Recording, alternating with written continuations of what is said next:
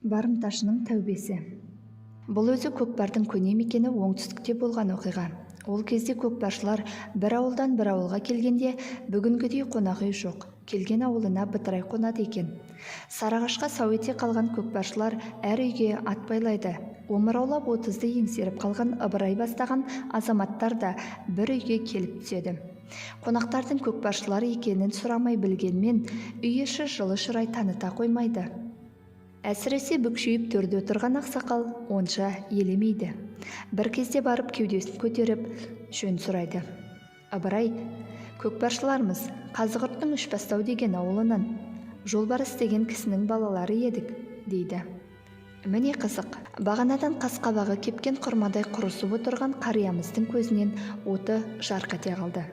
О, солай деңіз, онда қой сойылады екен. Қайсың бар ей мұнда? Барыңдар, қой әкеліңдер, дейді. Отырғандар аңтарылып қалады. Сонда қария, о, ұмыт болған, айтпайтын нәрсені айтқызатын болдыңдар, тұра тұрыңдар, малға бата жасаңдар, әңгіме сонан кейін, дейді. Қоян жонданып дастархан жайылып, қонақтар шөл басқанда қария әңгіме тізгінін ағытады. Несін жасырайын, бір кездері мен тақымы кеппес ұры едім, бала шағаны асыраған түрім ғой. Қораға шабатын қорқаулар секілді емес, алыс жортып, ауыз қандайтын қасқыр едім. Кейін тіпті бірлі жарым жылқыны місе тұтпай, үйірлеп айдайтын болдым. Сондай уақытта Қазығұрттың баурайында жолбарыс деген бай бар деп естідім. Енді есі дертім соған ауып болмады. Бір барып келмей ұйқым қанбайтынын білген соң ат жараттым. Күндіз бәрін көріп мөлшерлеп алып, көз байлана берген апақ-сапақ уақытта көздеген үйірдің шетіні сыра айдай беріп едім, жалы тізесіне құлаған есік пен төрдей қара айғыр оқыранып шықты. Жасқайын деп жақындай беріп едім, ығар емес. Тұқыраңдап келді де тура атылды. Астымдағы атымның шоқтығына ауыз сала бергенде жалт бұрылдым да қамшы бастым. Анау қалар емес, тасырлатып қуып келеді. Атым қашаған қуатыны ұшқыр ат еді. Оның үстіне жарау ғой. Дегенде әйтеуір ілдірмей кеттім. Қайдан білейін, біраз қуған соң қалады ғой деп ойлағам. Құдай сақтасын, өмірімде ондай айғырды көргенде, естігенде емеспін. Үйірлі жылқыдан үйірлі қасқырға жетім құлын бермейтін талай айғырды білетінмін.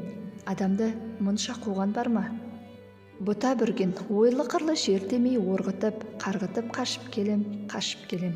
Анау тіпті қалар емес, кейде тіпті құйрық түстер жақындап қалғандай болады. Саған өтірік, маған шын, қай жерден омақасар екенмін дегенде жаным мұрнымның ұшына келді. Омақассам анау таптап жұлып жеп қоятындай, зәрем зәр түбіне жетті. Әлгі төбе құйқам шымырлады деген бар ғой, ол рас шымырлайды екен. Өне бойымды сұп-суық тер басып кетті. Осы кезде мөлшерлеуімше алтығыр асқанда ғой деймін, енді өлдім-ау деген кезде Алла есіме түсті. Ей Алла, осыдан құтқарсаң, енді қайтып ұрлық істемеймін, қоям, дедім. Айқайлап жіберіппін, жылап жіберіппін. О, Құдайдың құдіреті, айғыр сол жерден қайтты. Бір белге сопаң етіп жалғыз шыға келдім. Дедім. Сонда да ары барып аттан түсейін дедім. Астымдағы атымның өзі дір-дір етеді. Содан ауылға келіп, өзімнің адал малымнан бір сиырды сойып, көрші қолаңды шақырдым. Ас үстінде шақырған себебін айттым. Сіздер менің тақымы кеппеген ұры екенімді білесіздер. Сол ұрлық бүгіннен бастап тоқтатылды. Енді ешқашан ұрлық істемеймін. Тәубеме келдім. Соны айтайын деп едім. Міне, содан бері 20 жылдан асып қалыпты. Құдайдың құдіреті, ұрлығымды қалай қойдым, солай қорама мал тоқтады. Қазір біреуден артық, біреуден кем дәулетім бар. Жолбарыс деген бай текті, асыл адам деп естуші едім. Мал иесіне тартады деген бар ғой. Хайуан мал, айғырының өзі сөйтіп, бір пақырды тәубемізге келтіргені бар айналайындар. Төрім сендердікі, көкпар біткенше үй осы, жатыңдар, деп аяқтады әңгімесін. Бұл Ыбырай ақсақалдың аузынан жеткен әңгіме. Ол кездеп отырғанымыз ашаршылық жылдарының алды.